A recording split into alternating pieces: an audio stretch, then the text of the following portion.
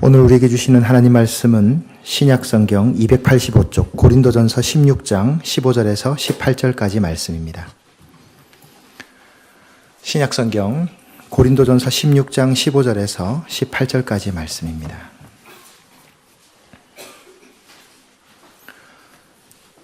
신약성경 285쪽이 되겠습니다. 고린도전서 16장 15절에서 18절까지 말씀.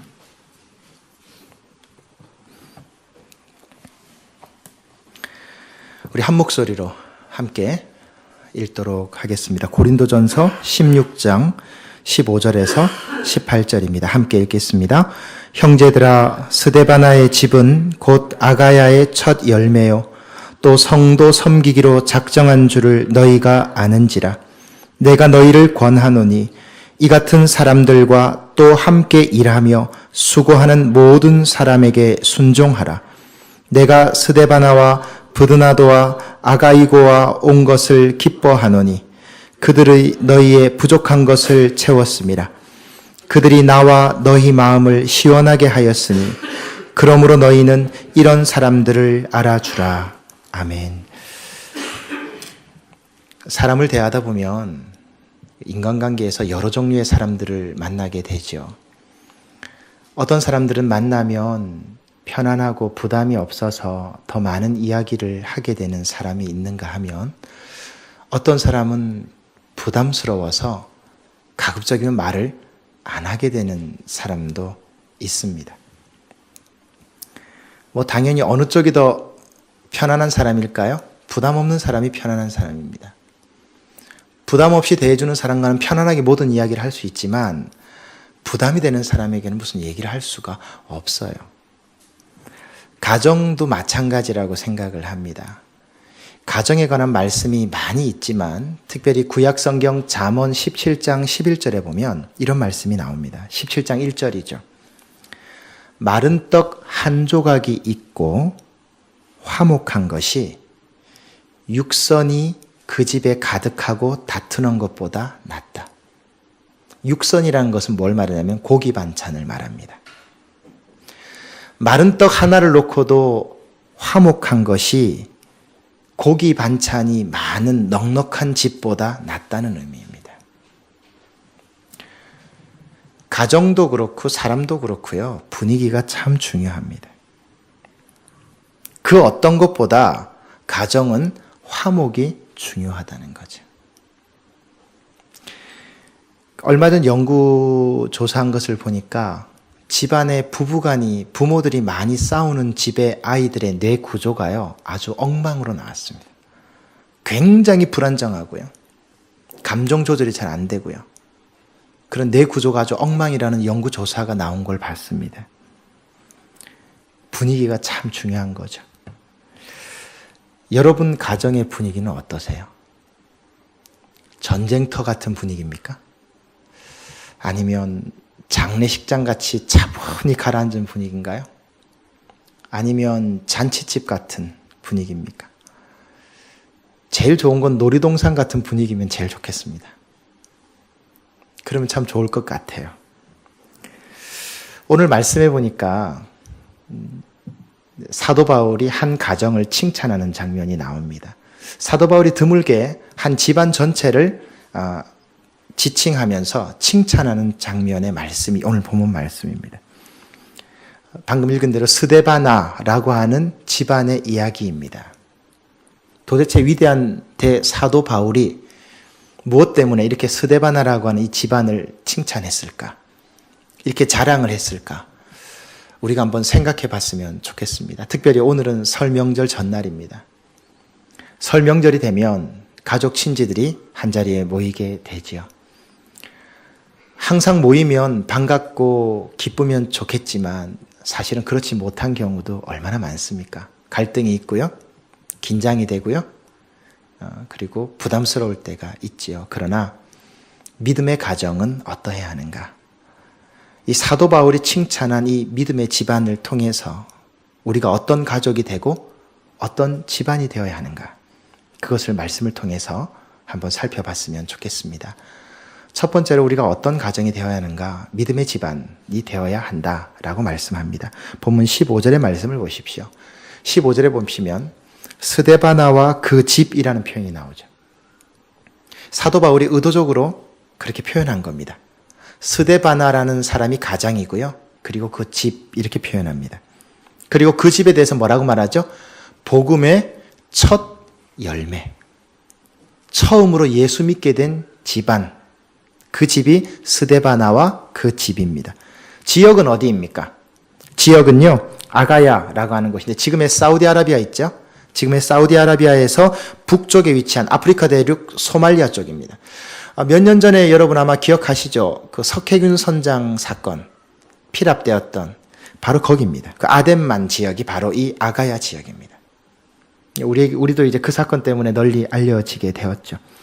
이 스데바나라고 하는 사람과 그 집이 중요한 이유는 복음을 알지 못하던 사람들 가운데 처음으로 예수 믿게 된 사람, 예수 믿게 된 집안이 바로 이 집입니다. 아프리카의 불모지에 전부 다 우상을 섬기는 그 지역에 처음으로 예수 믿은 사람이 스데바나고 그리고 그 예수 믿은 것 때문에 그 한 사람 때문에 온 집안이 예수를 믿게 된 거예요. 특별히 그 집이라는 말씀이 나오죠. 이 그 집이라는 말은요, 헬라어 원어로 보면 오이키안이라고 합니다. 이 오이키안이라는 단어가 좀 독특하게 쓰였는데 이게 뭐냐면 가족만 이야기하는 게 아니고 그 집에 일하는 하인들. 옛날에는 하인들이 있었잖아요. 처와 자식과 친지들만 말하는 것이 아니고 그 집에서 일하는 하인들까지 다 포함하는 단어입니다. 무슨 말입니까? 스데바나라는 사람 한 사람 때문에 가족만 예수를 믿은 것이 아니고 그 집에서 일하는 하인들까지 예수를 믿은 거예요. 여러분 이건 굉장한 거예요. 이건요 굉장한 역사예요. 이 한 구절의 말씀 속에요 스데바나라고 하는 사람의 인격과 성품과 믿음을 보게 됩니다. 여러분 우리 솔직히 한번 얘기해 보십시다. 다른 사람에겐 친절한데 가족들에게는 불친절한 사람이 있죠. 다른 사람들에겐 예의 바른데 가족들 앞에서는 일방적인 분 있죠. 독선적인 분 있죠. 지시하는 분 있죠. 소통이 없는 분 있죠. 솔직히 있습니다. 밖에서는 예의 발라요. 젠틀맨이에요. 집에서는요 독재자예요. 그러다 보니까 가족들에게 좋은 영향력보다 좋지 못한 영향력을 끼칩니다. 밖으로 보여지는 것과 달리 안으로는요 인정받지 못하는 거예요. 여러분 이게 사실 우리 모두의 고민 아닙니까? 그런데 스데바나라고 하는 사람은 달랐어요. 이 사람은 가족들에게만 인정받은 것이 아니라 그 집에서 일하는 하인들에게조차 인정을 받은 거예요. 여러분 이거 쉽지 않아요. 여러분 우리 교역자들 세계에서 우스갯소리가 하나 있습니다. 그 교회 담임 목사님을 가장 정확하게 알고 있는 사람이 누굴까요? 장로님들일까요? 성도들일까요? 집사님들일까요? 권사님들일까요? 아니에요. 부교역자들이에요. 전도사님하고 부목사님들이 담임 목사님 제일 잘 알아요. 왠지 아세요? 제일 일을 많이 하거든요. 그런 면에서 저는 굉장히 제가 영적인 스승으로 생각하는 분이 있습니다. 대구에 계신 목사님입니다. 저는 우리 아이들이 지금 우리 예원이하고 유빈이가 그 목사님 향해서 달려가는 모습 보고 충격을 받았습니다. 누가 담임 목사한테 달려갑니까? 2,000명 되는 교회, 대형 교회 담임 목사에게 우리 애들이 달려가요. 그 가운 입은 그 목사님한테 달려가서 안기면 목사님이 안아주세요. 애들이 정확하거든요. 부교역자들에게 반말을 쓴 적이 없었어요. 야단치고 지적할 게 있어도 굉장히 정중하셨어요. 그래서인지 몰라도 그 교회 부교역자들이 평이 굉장히 좋았어요. 그래서 담임 목회지로 굉장히 많이 초빙돼 갔습니다. 그래서 담임 목사님 잘 알려면 부교역자들에게 물어보면 알 수 있다고 그래요. 부교역자들은 알아요. 왜 제가 이 말씀을 드리느냐? 똑같아요. 나를 가장 잘 알고 있는 사람이 누굴까요? 대외적으로 활동하는 사람이요? 사업상, 직장담이 만난 사람이요? 아니요. 가족이에요. 저는 이 설교 준비하면서 제일 두렵습니다. 왠지 아십니까? 제가 우리 전사님의 눈치를 보기 때문입니다. 제가 여기서 아무리 사랑하라고 말하면 뭐해요? 전사님하고 나하고 둘이 있을 때 막 제가 전사님을 핍박하면 전사님은 제가 하는 말씀에 은혜 하나도 못 받아요. 오히려 저분은 저 때문에 시험 들어야 된다고. 그리고 저 뒤에 앉아있는 우리 집사람과 가족들이에요. 제가 아무리 좋은 말을 많이 해보세요. 뒤에서 뭘 하겠습니까? 니나 잘해라, 니나. 너나 잘해. 밖에서 그렇게 하지 말고 당신이나 집에서 잘하라고. 그럼 저는 끝난 거예요. 정말 두려운 건 여러분이 아니에요. 저를 가장 잘 알고 있는 가족들과 저와 같이 일하는 부교역자분이에요. 솔직히 윗사람에게 인정받는 건 쉬워요, 여러분. 일 열심히 하고요. 관계만 잘 맺으면 돼요. 그러나 가족들과 아랫사람은 달라요. 이건 정말 달라요. 정말 쉽지 않아요. 나를 가장 잘 알고 있기 때문이에요. 부부간에 누가 가장 잘 알까요? 남편이 가장 잘 알고 아내가 잘 알죠. 자식들이 가장 잘 알아요. 밖에서 성공적으로 아무리 좋은 일을 하고 하더라도 여러분이 좋은 관계를 맺고 친절한 사람이라 할지라도 집에서 아니면 둘 중에 하나는 가짜예요. 어떤 거예요? 스데바나는 달랐어요. 가족은 기본이고요. 그 집에서 일하는 하인도 인정했어요. 그래서 우리 주인이 믿는 그 예수 나도 믿겠다는 거예요. 이거 쉽지 않아요. 여러분 이거 우리 모두의 고민이에요. 여러분들 가족들에게 어떤 모습으로 비춰지세요? 여러분 인정받는 부모입니까? 인정받는 자녀입니까? 인정받는 가족입니까? 친척입니까? 여러분 이 설 명절에요. 예수 믿는 사람들이 정말 깊이 생각해 봐야 돼요. 바깥에서 인정받기 전에요. 먼저 가족 앞에 인정받아야 됩니다. 그게 먼저입니다. 그게 진짜입니다. 그대의 평가가 정확합니다. 여러분 우리 부천이 요즘에요. 아주 무서운 도시가 동네가 됐죠. 2건의 사건이 일어났습니다. 근데 그 중에 이번에 일어난 부천 여중생 사건은 목사입니다. 목사. 여기 소사구에 있는 서울신학대 겸임 교수입니다. 제가 한번 프로필을 한번 봤습니다. 하도 유학파라고 그래서 봤더니 굉장히 좋은 대학을 나왔어요. 우리 신학계에서는 알아주는 신학대학교를 독일에서 나오셨더라고요. 하기도 좋아요. 책도 쓰셨죠? 우리 헬라어 담당 교수입니다. 헬라어 책도 썼더라고요. 굉장히 이분이 학자예요. 밖에서는 교수고요. 존경받는 목회자고요. 학자였죠. 근데 집에서는요. 폭군이었어요. 자기 딸을 5시간이나 때릴 정도로.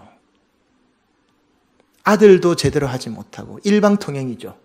독재자였어요. 밖에서는요. 정말 인품이 훌륭한 목회자였는데 집에서는요. 독재자예요. 폭군이었어요. 가족들이 전부 다, 자식들이 전부 다 상처받고 전부 다 마음의 아픔을 느끼고 어느 게 진짜입니까? 저는 집에 있었던 모습이 진짜라고 생각합니다. 부끄러운 일이죠. 정도의 차이는 있겠죠. 그러나 저와 여러분도 여기에서 과연 자유롭다고 말할 수 있을까요? 자녀된 여러분도 마찬가지 아닙니까? 바깥에서 만난 다른 부모님 세대 분들에게는 그렇게 잘하면 집에서는 부모님들께 왜 이렇게 함부로 하세요?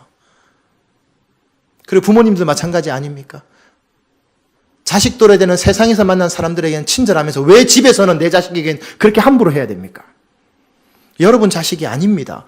여러분 남편이 아니고 여러분 아내가 아니에요. 그분은 하나님이 여러분에게 맡겨준 사람이라고요. 우리가 깊이 생각해야 됩니다. 이래서는 안 됩니다.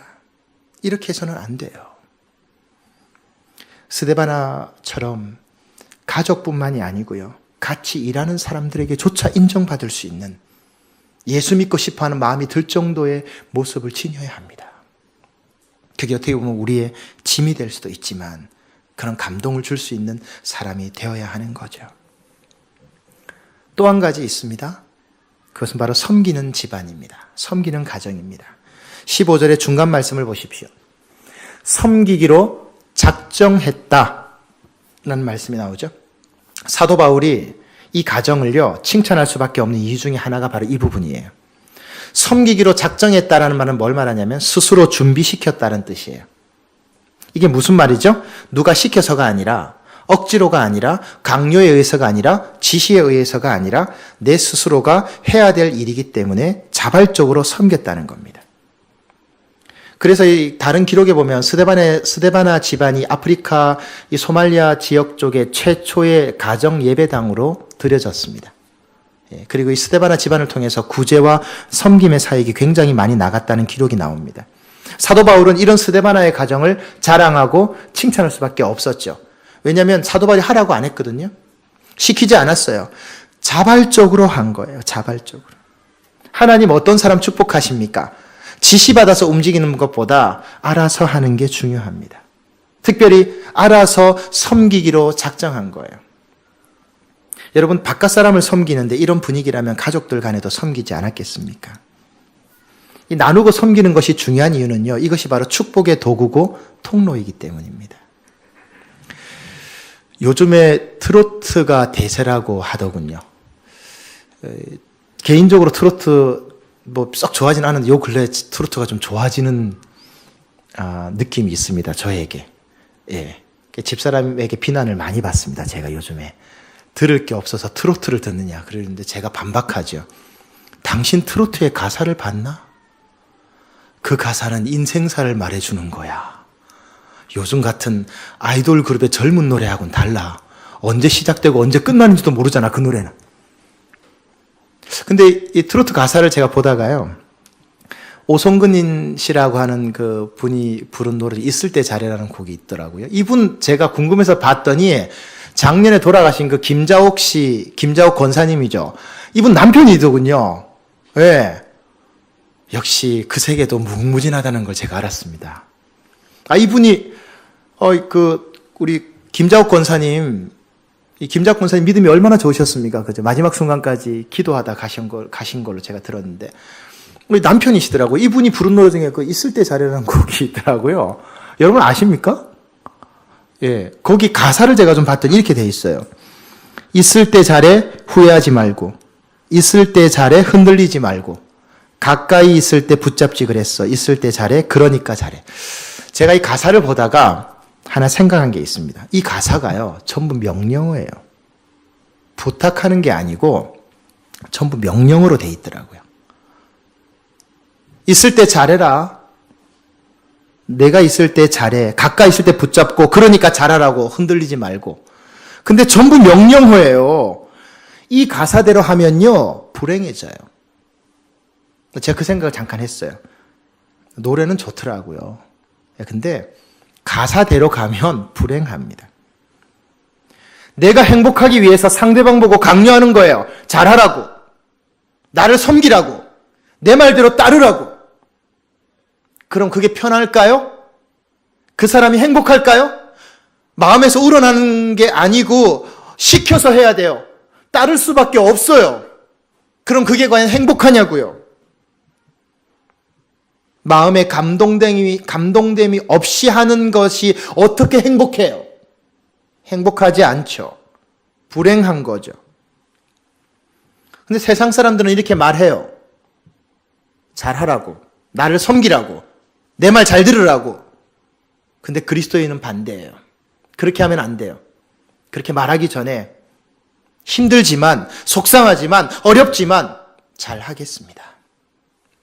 섬기겠습니다. 내가 그렇게 하겠습니다. 남편을 섬기겠습니다. 아내를 사랑하겠습니다. 따르겠습니다. 자식들을 존중하겠습니다. 부모님을 믿고 따르겠습니다. 잘해라가 아니고 잘 하겠습니다. 그게 섬김의 집안입니다. 그게 그리스도인의 집안이고 그리스도인의 모습입니다. 이것이 예수 그리스도의 섬김에 훨씬 더 가깝습니다. 올 설명절에 여러분 마음을 품으십시오. 불편한 관계도 있겠죠. 갈등도 있겠죠. 신경전을 벌일 수도 있겠죠. 그러나 마음으로 작정하십시오. 섬기겠습니다. 내가 친지들을 섬기고 가족들을 섬기고 부모님을 섬기고 자식들을 섬기겠습니다. 부부간에 섬기겠습니다. 그것이 건강한 그리스도인입니다. 성도 여러분, 내가 행복해야 가족이 행복할 수도 있지만 가족이 행복해야 내가 행복할 수도 있습니다. 잘 생각하셔야 됩니다. 나 하나 좋으려고 다른 가족들을 불행하게 만들지 말아야 합니다. 내 주장, 내 고집 하지 마시고요. 그건 온전한 행복이 아닙니다. 내가 잘하면 그 잘하는 것을 받는 그 사람이 행복하고 그 가족 친지가 행복하면 내가 행복할 수 있는 것 아니겠습니까? 그래서 문제는 다른 사람이 아니고 내가 바뀌면 돼요. 지시하려 하지 마시고요. 군림하려 하지 마시고요. 일방통행 같은 모습 하지 마시고요. 가르치려 하지 마시고요. 그냥 순종하십시오. 그냥 따라주십시오. 그러면 됩니다. 스데바나의 가정을 보십시오. 스스로 준비합니다. 섬기기로 작정하려고 마음 먹고 누가 시켜서 하지 않고 스스로 준비합니다. 그래서 이것이 가장 큰 하나님의 행복이 되는 거죠. 하나님 그 가정을 기뻐하십니다. 순수하게 섬김으로써 우리 가족들, 친지들을 행복하게 하시고 또 나 또한 그런 행복을 누리는 여러분 되시기를 간절히 바랍니다. 한 가지 더 생각해 보기를 원합니다. 순종의 집안이 좀 되었으면 좋겠습니다. 자, 섬김의 집안도 되어야 되지만 순종의 집안도 필요합니다. 16절 말씀을 보십시오. 자, 16절 말씀에 보면 사도 바울이 뭐라고 말합니까? 모든 사람에게 순종하라 이렇게 표현을 하죠. 믿음의 집안, 섬김의 집안, 순종의 집안. 스데바나의 집안 사람들이 보여준 것처럼 이 사람들이 한 것처럼 이 집안의 사람들이 이 가족들이 한 것처럼 너희들도 그렇게 하라 이렇게 말합니다. 그 내용이 뭡니까? 순종의 모습이 나오죠. 17절과 18절에 나옵니다. 고린도 교회에 부족한 것을 채워주고 그 다음에 사도 바울의 쓸 것을 공급하고 이걸 자발적으로 한 거예요. 이렇게 했다. 그러니 너희들도 이 집안의 사람들처럼 그렇게 하라. 교회와 목회자와 성도의 쓸 것을 공급하라. 그 형편을 살피고 도와라. 자발적으로, 억지로가 아니라. 그 내용을 보면서 이 집안 사람들처럼 하면 된다. 본받아라. 이렇게 얘기하는 거예요.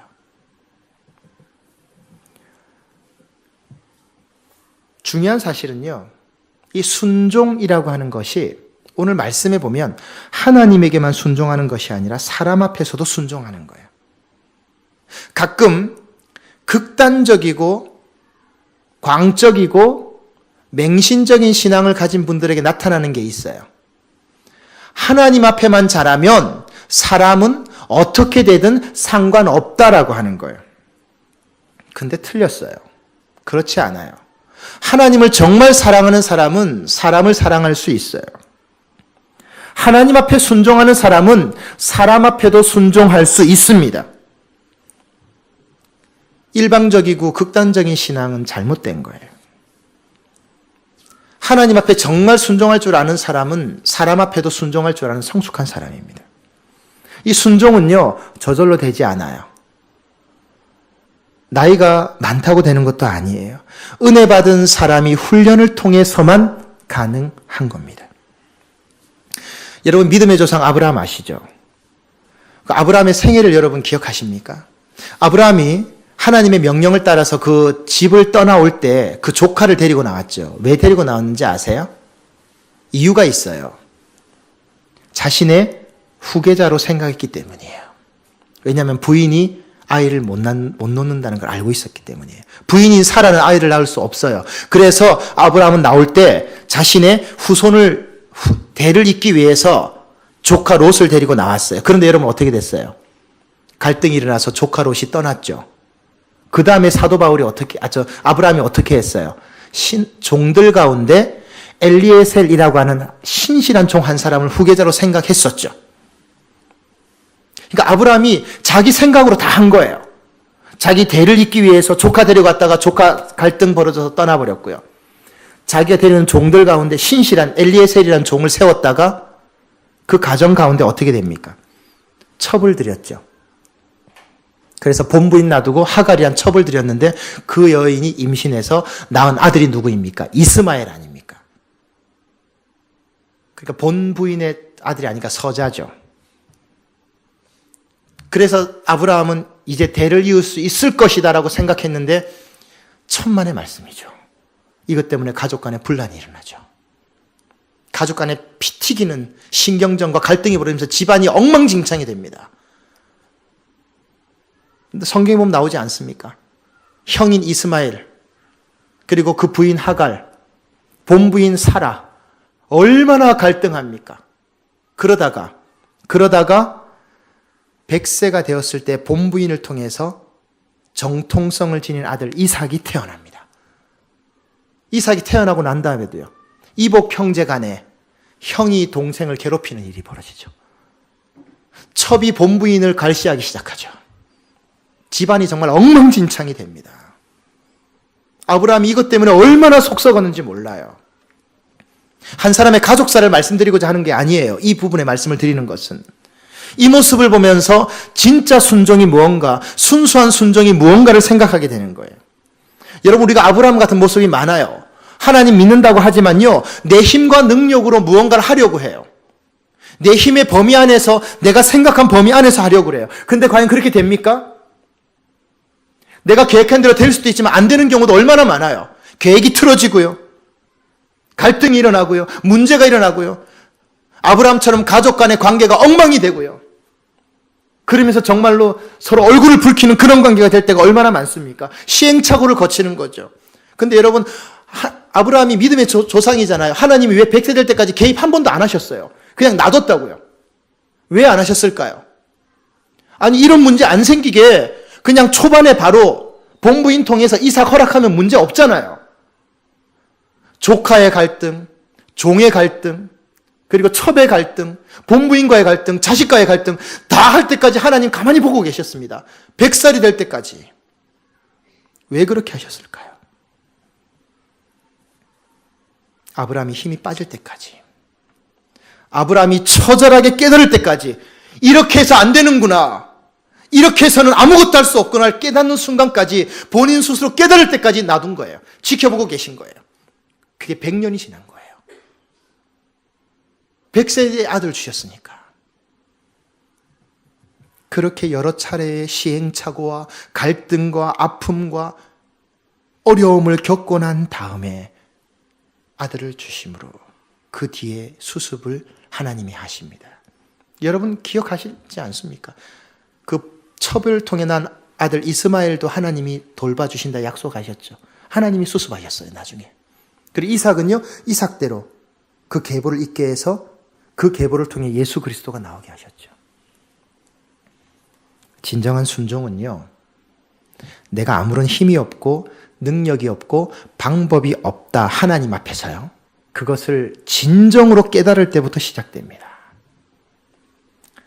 하나님 앞에 나올 때 세상 힘 좀 빼고 나오십시오. 하나님 앞에 나올 때 세상적인 것 좀 다 벗어놓고 나오십시오. 하나님 앞에서는 그런 거 하나도 중요하지 않습니다. 너무 세상적인 힘이 들어가 있으면 순종이 안 돼요. 순종을 할 수가 없어요. 자꾸만 내가 뭔가를 하려고 그러거든요. 자꾸 내가 중심이 되려고 그러거든요. 그럼 하나님 개입하지 않으세요. 개입하실 필요가 없어요. 하나님 이름 나타나는 게 아니고 내 이름이 나타나는데 거기 하나님이 왜 간섭하세요? 왜 은혜를 주세요? 그냥 그대로 하게 놔두는 거지. 그럴 필요가 없잖아요. 해보라는 거예요. 하라는 거예요. 그럴 필요가 없잖아요. 아브라함처럼 그냥 놔두는 거예요. 네가 수습하고 네가 진행하고 네가 다 끌어가봐. 언제까지? 안 된다는 걸 깨달을 때까지 하나님 기다리시는 거예요. 그러다 보니까 어떻게 돼요? 내 힘으로 하는 순종은 되는데 하나님 원하시는 순종은 못하죠. 안 되는 거죠. 그게 계속 반복되는 거죠. 이렇게 해서는 안 되는 거죠. 하나님 앞에서 나는 아무것도 아닙니다. 하나님 은혜가 아니면, 하나님의 인도하심이 아니면 아무것도 할 수 없습니다. 여러분 계획대로 100% 다 됐으면 여기 앉아 있을 분이 몇 분이나 있으세요? 저도 제 인생 계획에 제가 제 계획대로 세웠으면 저는 이 자리에 없어야 됩니다. 저는 제가 이 자리에 있을 필요가 없어요. 저는 이 자리를 생각조차 못 해본 자리니까. 저만 그런가요? 여러분 안 그러세요? 지금 내가 예수를 믿고 이 자리에 앉아 있는 것, 내 계획대로 다 됐더라면 여러분 가운데 이 자리에 앉아 있을 분이 몇 분이나 있냐고요? 한번 가만히 보세요. 여러분 인생이요, 불가항력적이라는 게 정말 많다는 걸 절실히 깨달아야 됩니다. 여러분이 그 얼굴 가지고 태어나고 싶어 태어났습니까? 여러분이 그 이름 가지고 태어났습니까? 여러분이 그 부모를 선택하고 싶어 선택했습니까? 인생에 정말 중요한 것들은요, 내 선택이 하나도 없어요. 가만히 보세요. 물론 소소한 것들 몇몇 가지는 내가 선택해서 이룰 수도 있어요. 그러나 정말 중요한 건요. 여러분 남자로 태어나시면 남자로 태어나셨어요? 여자로 태어나시면 여자 태어난 분이 있으세요? 아니잖아요. 인생에 있어서 정말 중요한 것들은 대부분 다 불가항력적인 거예요. 그래서 하나님을 겸손히 의지해야 돼요. 그래서 하나님 앞에 겸손히 순종해야 돼요. 그때 하나님이 역사하시고 은혜 주시고 개입하세요. 그렇지 않으면 아무것도 할 수 없습니다. 사랑하는 성도 여러분, 설 명절을 앞두고 있습니다. 우리가 어떤 가족이 되어야 할까요? 어떤 집안이 되어야 하겠습니까? 스데바나라고 하는 이 한 사람, 그리고 그 집안을 보았습니다. 이 한 사람부터 시작된 은혜의 복음이 가족과 관계된 모든 사람을 변화시켰습니다. 이제 우리가 이 집안에서 스데바나가 되어야 되지 않겠습니까? 그게 하나님 원하는 모습이죠. 믿음과 순종과 섬김이 있어야 할 것입니다. 이 마음을 가지고 우리의 가족들을 만나시고 가족들과 함께 대하시고 이 설 명절 주님의 은혜 속에서 기쁨과 감사함으로 잘 보내시는 여러분 되시기를 주님의 이름으로 축원드립니다. 기도하겠습니다.